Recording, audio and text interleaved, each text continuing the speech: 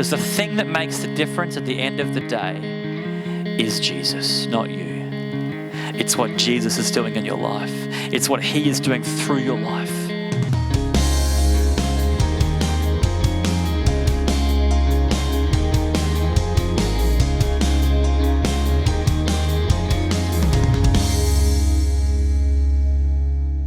Be ready, because the Son of Man will come at an hour when you do not expect Him. I'm not saying Jesus is like a magpie, but He's going to come, He's going to return, He's saying. So this is what Christians believe. You might not even be a Christian here today. Maybe you're just invited by a friend. But you're in the right place. And we actually believe Jesus is the King of the world. And He's still ruling today. But He's going to come back. That's what we're singing about before. This world that we're on is not some kind of cycle. It's just going to keep going forever. There actually is a timeline on our world. The end of the world is coming. And like I said last week, you're never going to be closer to it than you are at the end of this sermon. Because it's almost here. Now, you don't actually know what time it's going to be. I don't know what time it's going to be. It could be in 3,000 years' time. It could be in 30 seconds' time. It could be in 3 seconds' time. Maybe not, but it could have been. We don't know. That's the whole point. And even if Jesus does not come back while you're alive, the end of your life is actually closer than you think as well. The Son of Man will come and you will not expect Him. And last week, if you were here last week, we looked at a story in Matthew 25, the parable of the bridesmaids. I'm not going to go into it today, but basically you can see it on YouTube. If you're watching from YouTube right now, a big hello to all of our YouTube watchers. You can go check it out last week. But here's the big point last week. You have one job, to be a light to the world for Jesus. That is your only job if you're a follower of Him. Okay, you get saved. You don't have to do anything. It's absolutely free grace. You don't have to get your life clean. You don't have to stop sinning. You don't have to do anything. You can just come to Jesus and He will save you. It's ridiculous, extreme grace. But then He gives you a job to do. And I love what Scott was saying this morning. A job to have no regrets in being a light in your family, being a light in your street, being a light in your career, being a light everywhere that you go. And today we're talking about one part of being a light. We are talking today about a big word. You might not have heard the word before. I hope you have. The word is stewardship. Can everyone say stewardship? So you know, okay, you got this. You're with me. Here's how I saw someone on Google defined it. The careful and responsible management of something entrusted to your care. And it's a good one for Father's Day. Because dads, you have been given, if you're a father here today, you have been given, talk about entrusted something to your care. Lives, the futures of young people forever have been entrusted to your care. So it's good that we're talking about stewardship today. Often we think about money when we talk about stewardship. Often that's the first thing we think about is actually stewarding our money. And that's a good thing. We want to talk about money a little bit today. But stewardship is lots of different things. I remember actually it was money for me. When I first were given lots of money, actually it was the first time I had a full-time job. And I was at university and, I was, poor. I was a guitar teacher. I taught about 4 or 5 students a week. That gave me enough money to get Macca's twice a week. And put fuel on my car, and I was like, I'm so happy. It wouldn't put fuel on my car these days. You need a full-time job to put fuel on your car now. But back then, fuel was cheaper, and I'm like, yeah, this is fantastic. This is easy. This is great. And then suddenly I found myself, I got this job with Channel 10, and suddenly I found myself, I was living at home with 0 expenses, mummy and daddy paying for all my food and all my life, and I had a full-time job. And I still remember my first paycheck came into my bank account, and I remember looking at it and I was like, what the heck? That's enough for a new Fender guitar. So I went and I bought a new Fender guitar. And then a month later, I was logging into my net bank and I was like, whoa, another Fender guitar. This time I went and bought a Maton guitar. And I kid you not, I'm not exaggerating, 7 guitars later, I've got a picture of my room back then.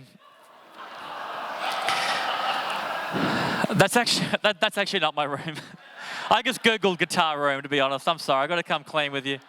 I didn't have a photo, but I did have 7 guitars. Actually, I had 8 if you counted my small one. And I was like, what am I going to do? Family and friends, this is what stewardship is, buying guitars. It's a good investment. And I eventually, I grew up a little bit and I got married. And I remember it was a honeymoon and we were trying to work out how we're going to afford like a fridge and a dishwasher. And I had to think about what does it mean to be a steward. Now, I am not against buying guitars. I still own 2 guitars. But I had to realize stewardship in that moment for me meant selling 5 of my guitars. And I did it. Thank you. Your applause can start now. No. I sold my guitars to pay for a fridge and to pay for just, having to live a life. Because eventually you get to the point in your life when you realize you are going to be held to account. And you actually need to go, how I'm living my life matters. So we're going to read a parable right now. It's the very next parable in our story in Matthew 25. And Joanna's going to come and read it for us. So if you have got a Bible with you, Matthew 25 it is. We're going to be reading from the NIV today, but you can follow along on the screen. Thanks, Joanna. Cool. Matthew 5, verses 14 to 30. The parable of the talents. Again, it will be like a man going on a journey who called his servants and entrusted his property to them. To one he gave 5 talents of money, to another 2 talents, and to another 1 talent, each according to his ability. Then he went on his journey. The man who had received the 5 talents went at once and put his money to work and gained 5 more. So also the one with the 2 talents gained 2 more. But the man who had received the 1 talent went off, dug a hole in the ground, and hid his master's money. After a long time, the master of those servants returned and settled accounts with them. The man who had received the 5 talents brought the other 5. Master, he said, you entrusted me with 5 talents. See, I have gained 5 more. His master replied, well done, good and faithful servant. You have been faithful with a few things. I will put you in charge of many things. Come and share your master's happiness. The man with the 2 talents also came. Master, he said, you entrusted me with 2 talents. See, I have gained 2 more. His master replied, well done, good and faithful servant. You have been faithful with a few things. I will put you in charge of many things. Come and share your master's happiness. Then the man who had received the 1 talent came. Master, he said, I knew that you are a hard man, harvesting where you have not sown and gathering where you have not scattered seed. So I was afraid and went out and hid your talent in the ground. See, here is what belongs to you. His master replied, you wicked, lazy servant. So you knew that I harvest where I have not sown and gather where I have not scattered seed. Well then, you should have put my money on deposit with the bankers, so that when I returned, I would have received it back with interest. Take the talent from him and give it to the one who has the 10 talents. For everyone who has will be given more, and he will have an abundance. Whoever does not have, even what he has will be taken from him. And throw that worthless servant outside into the darkness, where there will be weeping and gnashing of teeth. Thank you. It's God's word. Can we just thank Joanna? Thank you. So, very interesting story. You might have heard it before. This might be your first time ever hearing a story like that, ever. I was just reading with a friend of mine who isn't a Christian, isn't a follower of Jesus, and I've been reading the Bible with him. And we actually came to this story a few months ago, and we've been reading it. And he got a lot out of it. He was like, this is a really strange, confusing, and interesting story that actually has something it can speak to us. Jesus told us this story for a very important reason. Few contextual things before we go on, okay? Because sometimes we've got to clear some things up because our world's different to the ancient world that this actually story was written in.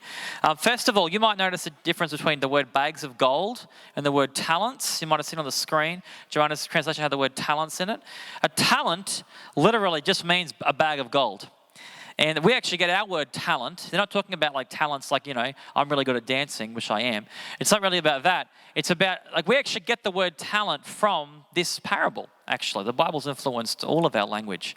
And so, it's actually, and I was looking at a translation that says a talent is probably about $1 million today, all right? That's how much a talent is. So it's a pretty extreme story. So it's like, it would have started, we hear it's a Bible story, given 5 talents, 5 bags of gold, and we're like, oh, very interesting. But for them, listening the first time, they're like, whoa, $1 million. And the first guy gets 5 million. Right from the very beginning, the first servant gets $5 million. Like, that's entrusted with a huge amount of money. The second thing is that servants, or doulos is the word. It means a slave or a servant, but kind of slavery or servanthood worked a little bit differently in the ancient world. Obviously, we see slavery as horrifying and terrible, and it is. There's so many atrocities through slavery. But back then, sometimes it was bad, but quite often it was actually something that was a very legitimate path people took in life. People actually would sell themselves voluntarily, because they wanted to become a doulos, because they saw they can actually partner with their master. They're treated with respect. They're actually given huge amounts. And there were some servants, slaves, that actually would receive part of the profit. And when they received enough of the profit, their partner, and they could actually buy their freedom as well. So that's the kind of setting for this story. And obviously as well, the last thing I'd say on context is that Jesus was clearly talking about Israel as well. Saying to Israel, hey guys, I gave you one job to do and I blessed you ridiculously. I promised I was going to bless Abraham, the first Israelite. I promised I was going to pick him and I was going to bless him, and I gave you guys everything you ever needed, and I protected you, and I gave you a promised land. I've absolutely showered blessing on you, and I expect a return on my investment. I expect that you're not just going to sit on your hands. You are going to bless others, and you are going to bear fruit, because that is the life that I've been calling you into. We've been blessed to be a blessing. And it's clear that Jesus is talking about Israel as well. It's a story of comparison.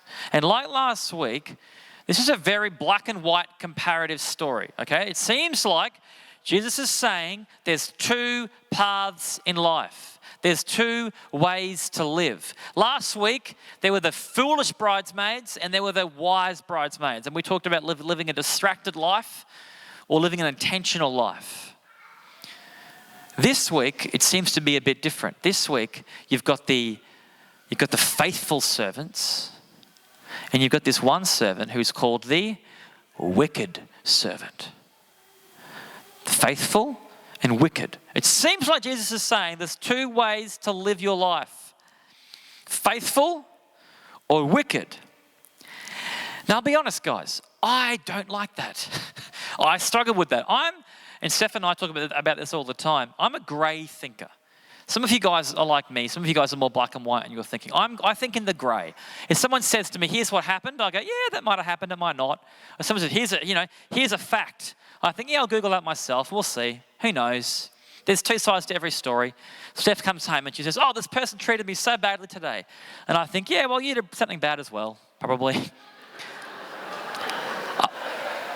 I've learned to steward my language as I have grown through 15 years of marriage. But I'm a grey thinker. Maybe some of you guys think like that. And Jesus, in many times, is quite grey in his thinking. He's like, look, it's complex. The Sabbath is complex. And condemning people that are sinful is complex. And here, he's not being grey at all in this story. And I don't like it. He's being so black and white. This is a dichotomy. He's saying you can be wicked and you can be faithful. And I wouldn't have done a parable like this. I would have had 3 servants like he did. And I would have had 1 servant that did it really, really well. 5 bags of gold, smashed it, $5 million, turned into $10 million. And then 1 really wicked servant that did the wrong thing. And then I have like a medium Diet Coke kind of servant that like got it kind of right. Stuffed it up a little bit, but tried their best. And they were, half their life was pretty wrong and yuck, and half their life is pretty good. And we're like, oh, I'm the medium one. That sounds good. I can relate to that person. And Jesus doesn't do it. He often doesn't do what we think. And I, for one, am glad I have a God that's not like me. Because then you think that actually could be a real God. Because if your God always agrees with you on everything, it probably isn't a real God. You probably made him up. Okay. So, what does it mean? I feel sorry for the wicked servant. I really do. Servant number 3, Mr. $1 million. Whenever I read this story, I feel sorry for him. I'm like, he was stressed. He was worried. It's not like he went out and spent it. Wasn't you know that other story in the Bible, the prodigal son, where he goes out and just spends it? He didn't actually touch it. He had $1 million he could have stuffed up. He didn't even touch it. He didn't spend it on wild living. He didn't even buy himself an electric scooter. He was just like, no, I'm just gonna keep this money for my master. I'm not gonna spend, I'm just gonna leave it there. And talk about a rough ride. He calls him wicked. I'm like, Jesus, I'm trying to preach in 2022. Stop using the word wicked. It's not very, it's offensive, that word. Let's look at what he says at the end there. He says, you wicked, lazy servant. So I want to know this morning, when I read a passage like this, I want to know, how do I avoid getting to the end of my life, giving an account to God? He's given me so much. Like, he's given us so much. Like, if you live in Australia, which I think you do, if you're here this morning, you have been blessed beyond measure. Like, you're sitting here in this room, you're in the top 5% in the entire world. How do I avoid getting to the end of my life and God looks at me and says, you wicked, lazy servant? That makes me go, okay, this is serious. Whenever Jesus uses words like this, like, I know it's a parable. I know he exaggerates on purpose. That's how Jesus did that kind of hyperbolic language. But I'm going, something serious is going on here. Don't you think something serious is happening here? How do I avoid being servant number 3? Mr. $1 million, Mr. one bag of gold. Well, let's have a look. How do we avoid this? I'm going to say, what is the mindset of a useless life? Later on he says, get rid of this useless servant. He's fruitless. I gave him so much, he did nothing with it. If you go through the parable, I'm just going to go through it now. Let's have a look of the mindset of servant number 3. Number 1, risk averse. This servant number 3, what did he do? What did he do with that was that bad? He's like, you know what? It's not worth the risk. This gold is worth too much to my master. This is too important a job. I don't want to stuff it up. I'm going to hide it because you can't lose it if you don't use it. All right, I'm going to hide it. The second thing is he lived a life expecting punishment. He had a view of his master where he's like, I'm probably going to stuff this up. I'm probably going to get punished for it. Things are probably going to get badly for me. So I'm going to live my life expecting punishment. The next thing he did, he was absolutely terrified of failure. He clearly was so scared. He thought to himself, you know what's better than failure? Being safe. Being safe is better than failure. So he's like, I better play it safe. I'm going to hoard all the things that God has given to me. I don't want to lose them. I don't want to stuff it up. So I'm going to hoard it instead. He was passive and powerless. He went through his life thinking, you know what? I really can't do anything about this. Like, I've been given $1 million. I'm going to lose it. I'm going to ruin it. And there's nothing I can do. I'm not a powerful person. I can't make decisions that would help this situation. So I'm going to do nothing and I'm going to drift through life, hoping no one gets me and hoping no one finds where I've buried it. Living a life of fear. I think I might be pulling a little bit too hard on the parable here, but I think he was comparing his gifts to others. Now, it doesn't actually say that in the parable, okay? So take that with a grain of salt, this one. But I can imagine giving out the millions. The first guy gets $5 million and the last guy's like, well, where's my money? Oh, yeah, you get 1 million. Each according to their ability, the parable says. It's like, well, that's a bit of a backhand, isn't it? The master going, all right, yep, oh gosh, Dan's here. Okay, give me a second. Here's 1 bag for you, mate. And he's like, oh, all right, so I get given 1 bag. I don't matter as much as other people. My job isn't as important because I can see how much they've been given. They're an important person. I'm not an important person. So it doesn't matter as much for me how I steward my gifts, money. He had a scarcity mindset. He's like, this might not work out. There's not enough to go around. I can't create more. I can't multiply what I have. I've been given something, and the best I can hope for at the end of my life is that I've hung on to it. That's the best I can hope for. And the last one you can see up there is I think this is the most important one. He had an absolutely dysfunctional view of the master. Verse 24, I knew what you were like, master. You're a hard taskmaster, and I will disappoint you. And Jesus is saying, these are the characteristics of the mindset of someone who's heading towards darkness, who's heading towards being useless. And Jesus says at the end, the master goes, all right, you want darkness? That's the path you've chosen, off you go. Throw them out. Why would I keep around a servant that quite literally just didn't want to know me? I didn't even know me. And couldn't get back a return on investment. This is someone, and I see this in my own life, and I see this in the lives of other people lots of times. This is someone operating from a base of fear. Living their life as if they have to be scared. And Jesus said, if you want to be a steward of what you've been given, it's not about your skills, or not just about your skills. It's about your mindset. It's about the very base that you were functioning from. Servant number 3 was operating from a base of fear. So let's compare it to the other servants and get an idea. What does it mean to not live like that? What does it mean to get to the end of your life and God looks at you and he says, well done, good and faithful servant.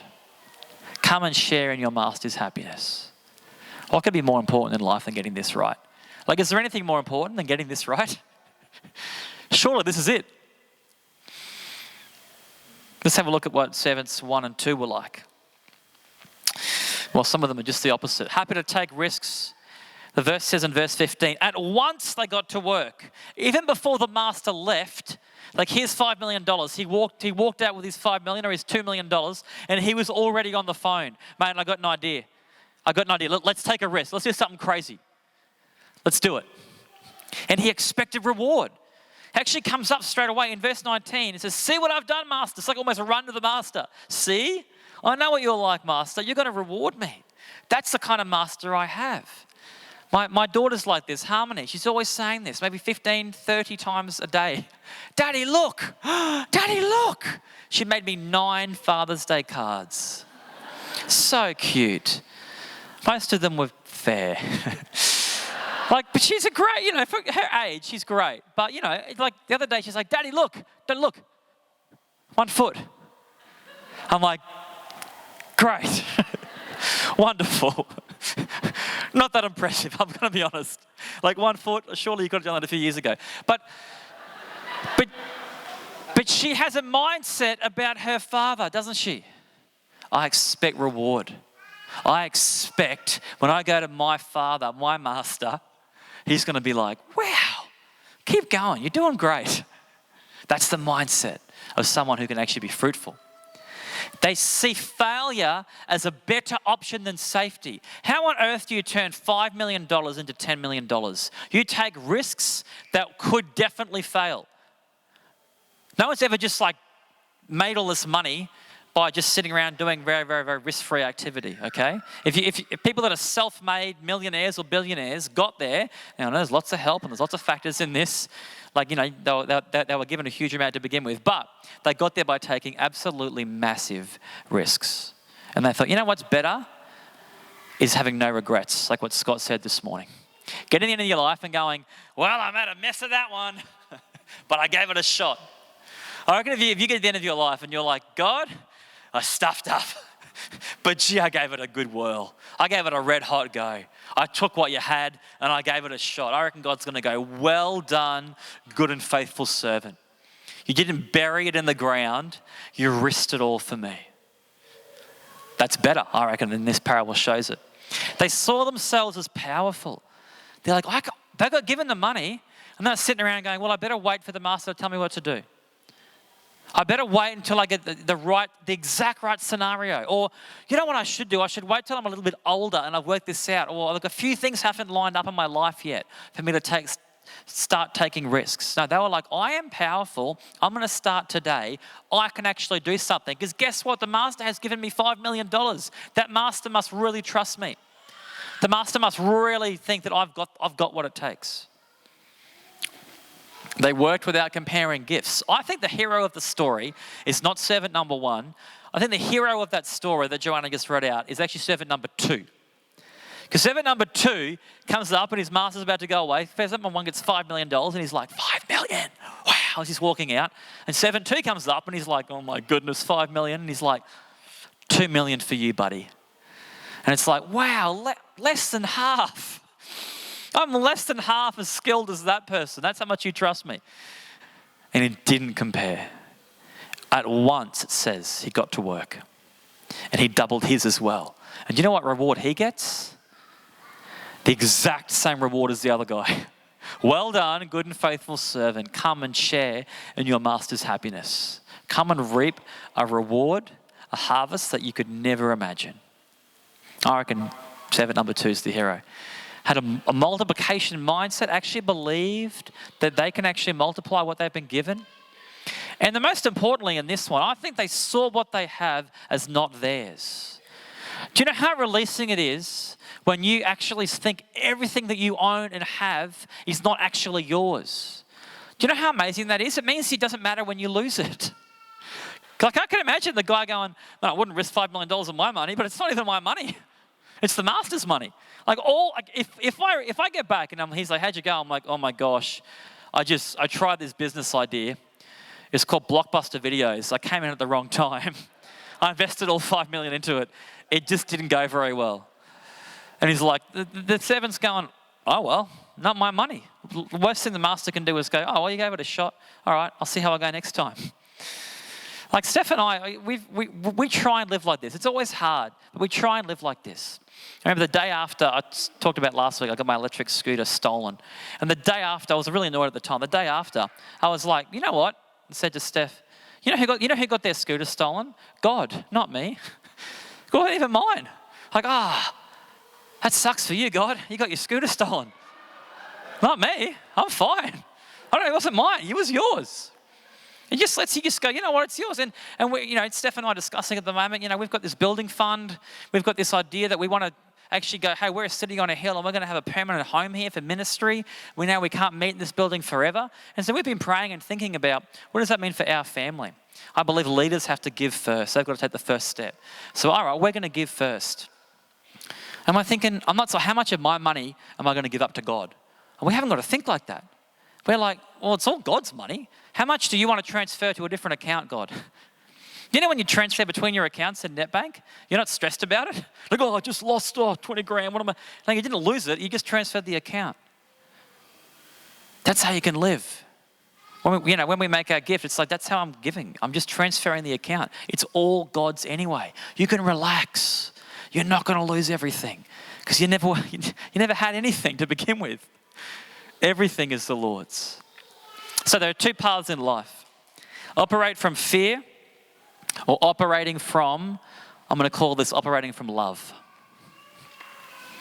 Operating from a sense that I am loved. The Master has given me everything and I am fine.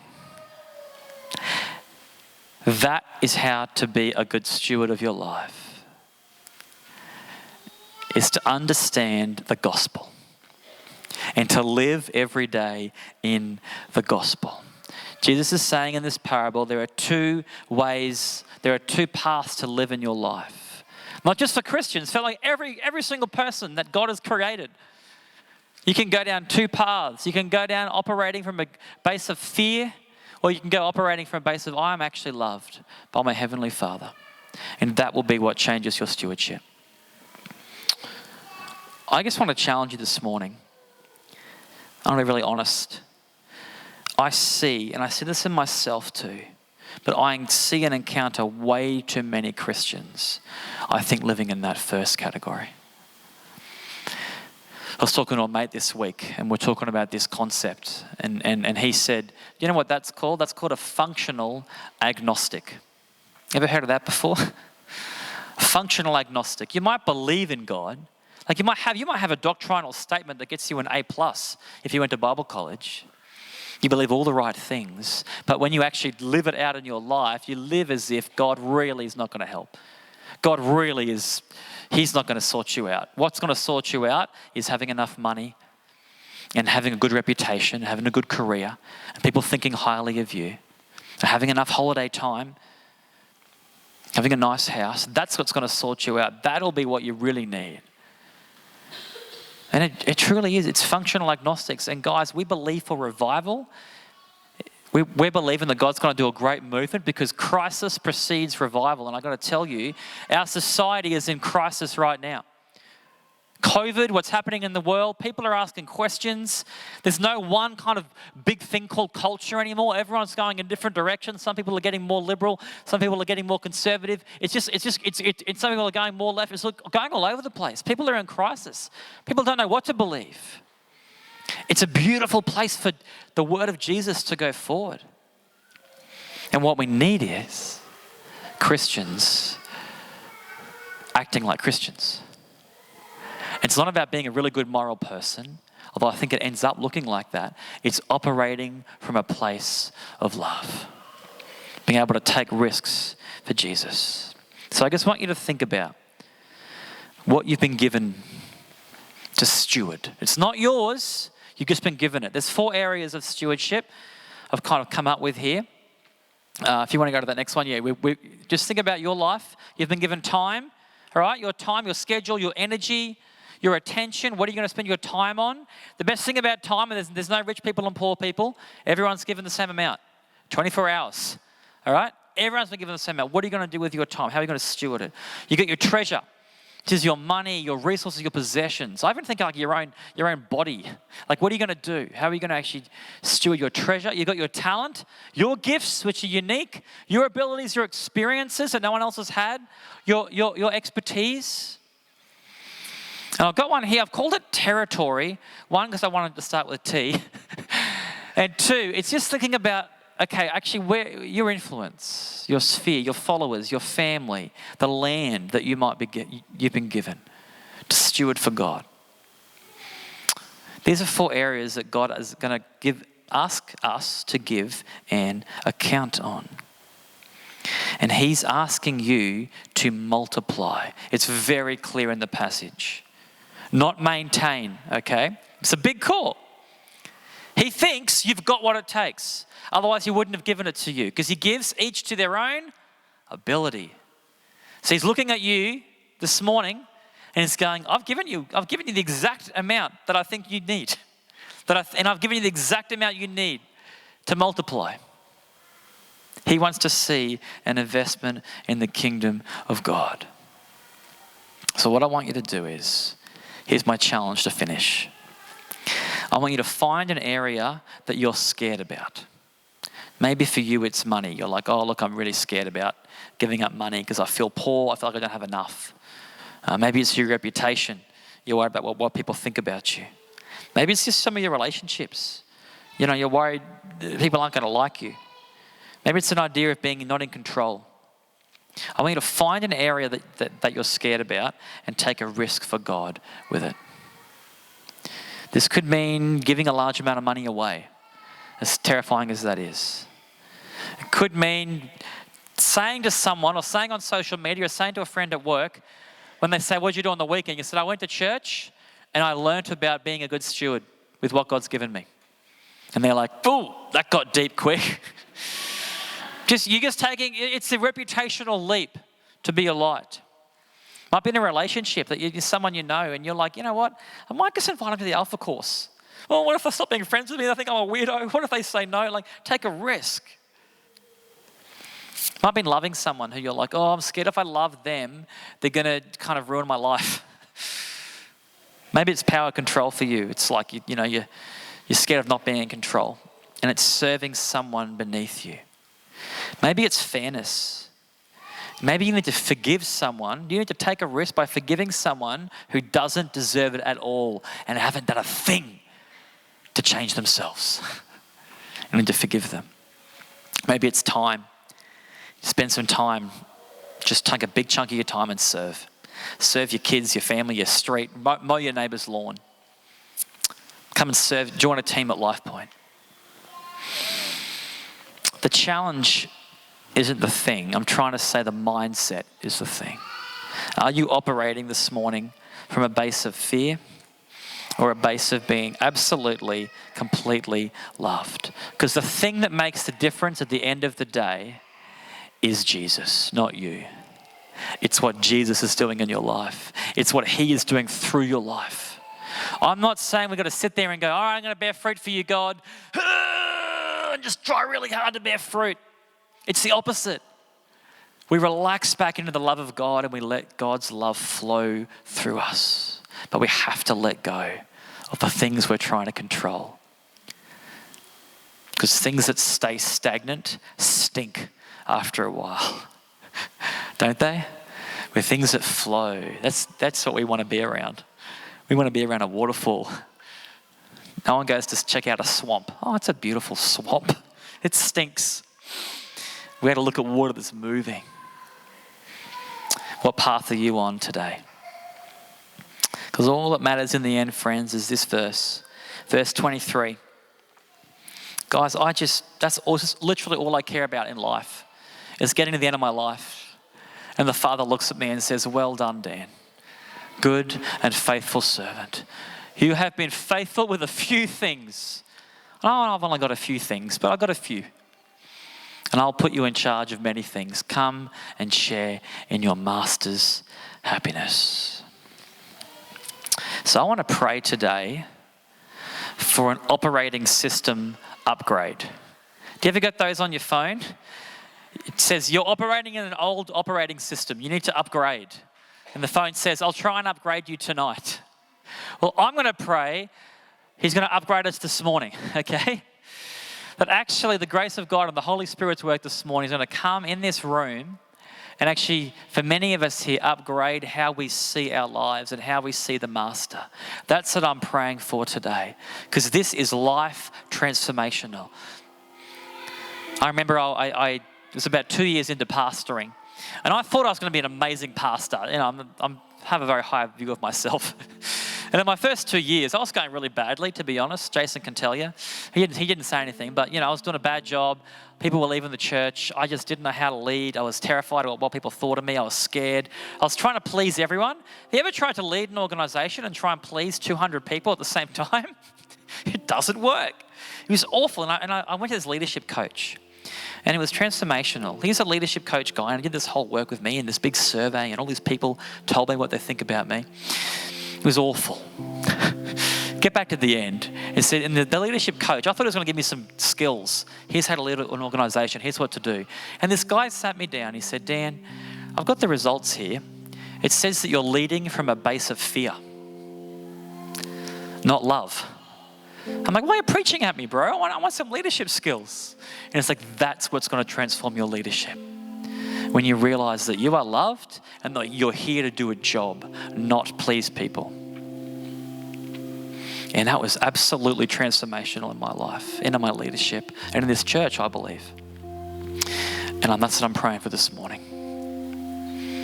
A mindset shift. Because guys, God is better than you think. I don't care how good you think he is. He's better. He's more loving. And he has given you more than you think.